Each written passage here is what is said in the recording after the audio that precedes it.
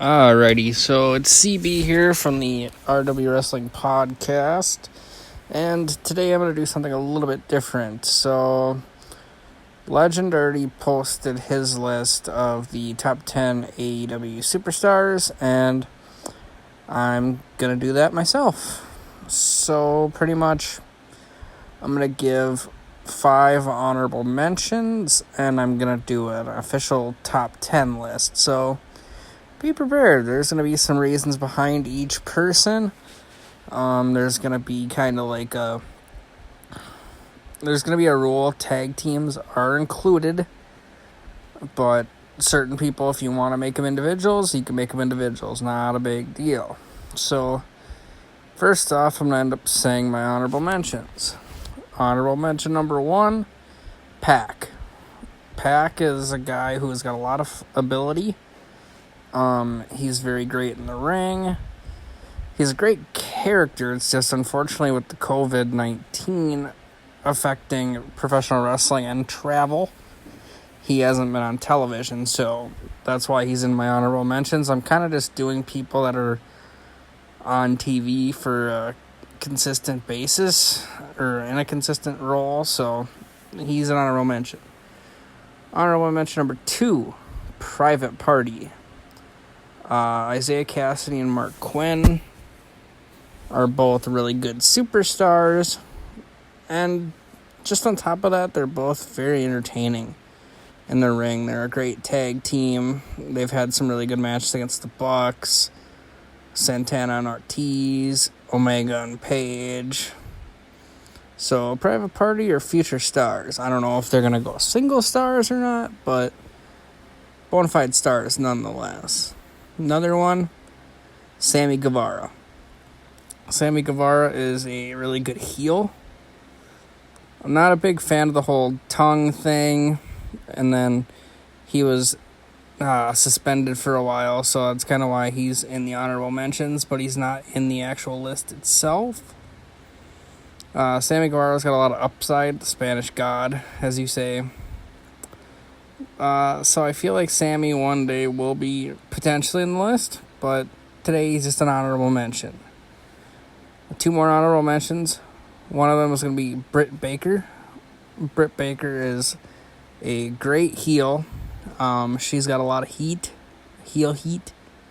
Personally, I just think she's grown really well as a wrestler. She can cut a great promo. Her work with Tony Schiavone is just very entertaining. And on top of that, I just really like her style. And my last honorable mention is going to be Brian Cage. I like Brian Cage a lot. The guy has potential. It's just he unfortunately debuted just a little too late because he had that injury that postponed his debut for a while. So let's go to the actual list. So number 10 is going to be surprising to my co-hosts, but it's going to be The Cleaner / Kenny Omega. Kenny Omega, the only reason why I put him so low on the list is just because, honestly, Kenny's been having good enough matches for me. It's just I'm not the biggest Omega fan. Like, if he was a heel, I'd like it better, which could potentially be the case whenever him and Hangman break up. But Kenny, he's got a lot of skill. He can tell a pretty good story. It's just right now, it's the whole COVID-19 era, man. That's just fucking everything up in wrestling in general. Otherwise, Omega would probably be honestly higher on this list for me. But anyways, Kenny Omega is my number 10.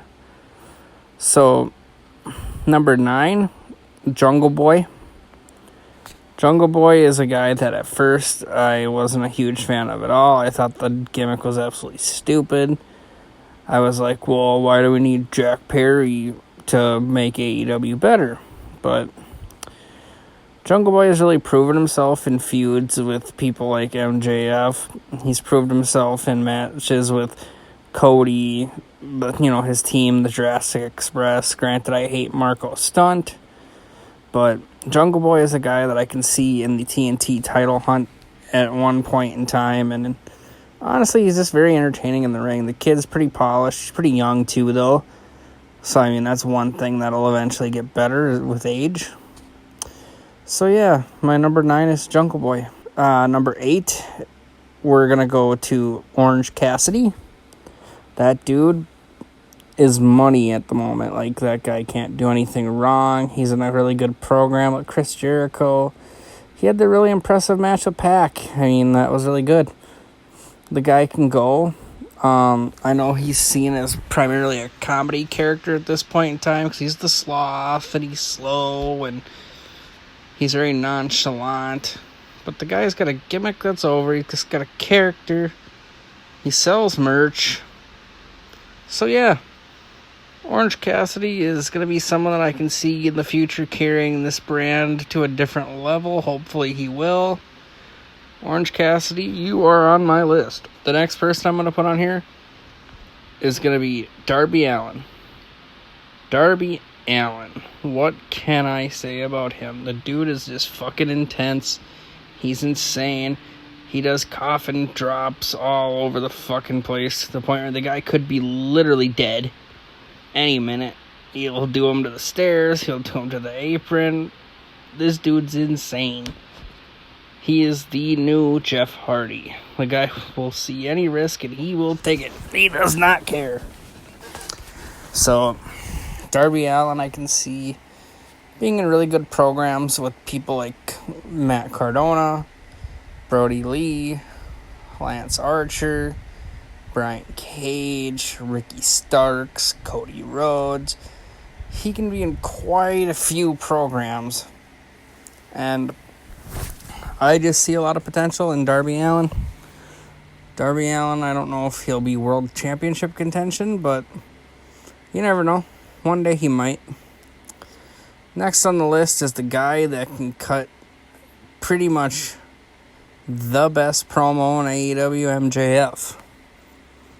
I love MJF's charisma. The guy can really go in the ring. He hasn't wrestled too much lately just due to the COVID-19 pandemic, but when the guy's in the ring, he's pretty much solid gold. The storytelling between him and Cody for their match on pay-per-view, I can't remember which pay-per-view it was, fantastic with the debates and the lashes and all that. Like, MJF makes money. Alright, and if you don't believe it, I'm sorry. MJF can have some really good feuds like Moxley, Omega, Page, Cody, if you want to revisit that. Sean Spears, I could see. There's a lot of just good competitive, good competition out there for MJF. The next on the list is going to be FTR. FTR, the only reason why they're so low on the list compared is just because they don't have the time that other people on the list have had. So, like, obviously MJF, Cody, Kenny, Page, Orange Cassidy have all been there since day one.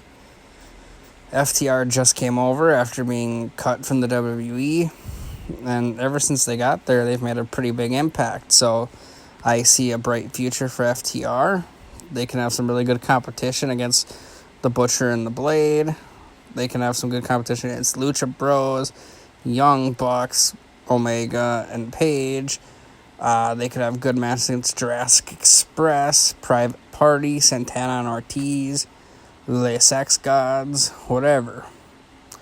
You put FTR in the ring, you're going to have a great match. Not going to deny you that. Next is going to be no other than the Young Bucks. I fucking love the Young Bucks. I've loved them since Japan, loved them in Ring of Honor, loved them in TNA when they were Generation Me, Max and Jeremy Buck. These guys know what they're doing in the ring. They're solid. They've got the tag team continuity part down.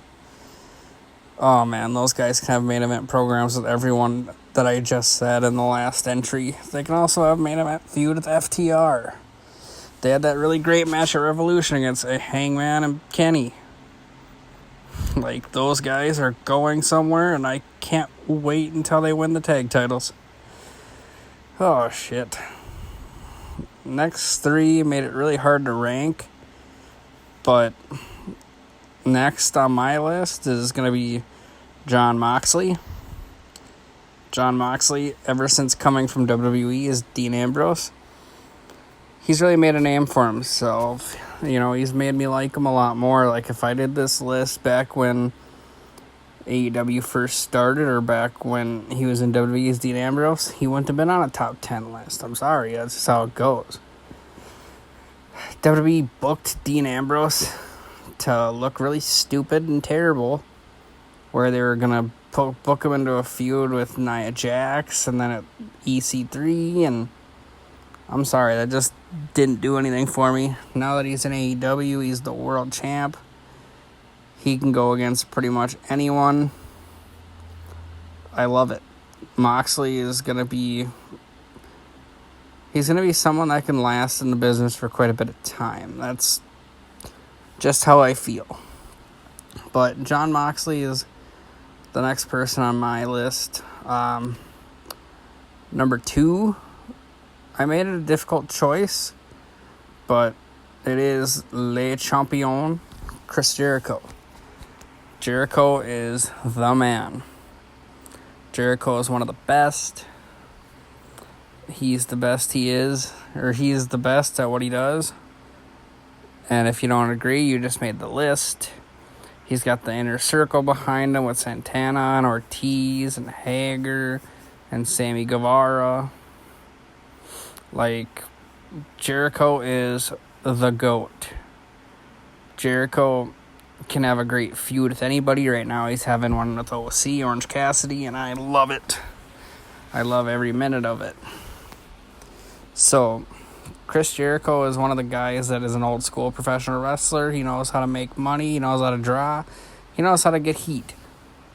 Like, this guy can't do anything wrong at this point in his career. And plus, on top of that, he's been there. He's done that. He's seen it all. He's wrestled Austin, The Rock, Shawn Michaels, Triple H, Undertaker, Kurt Angle. He's wrestled everybody.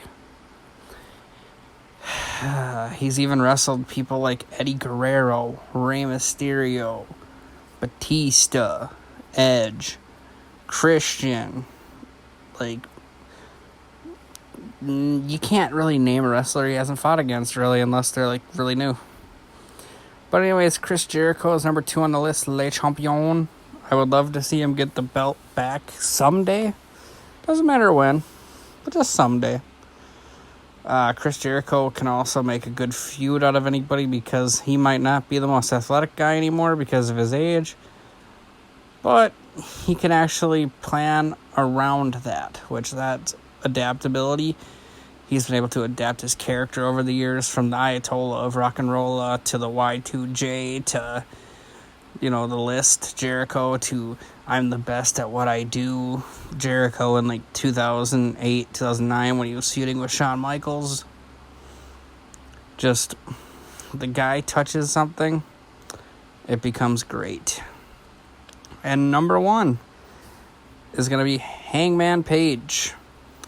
I know it's weird that I don't have Cody on this list, but at this point in time, there's just a lot of new talent that I like a little more than Cody.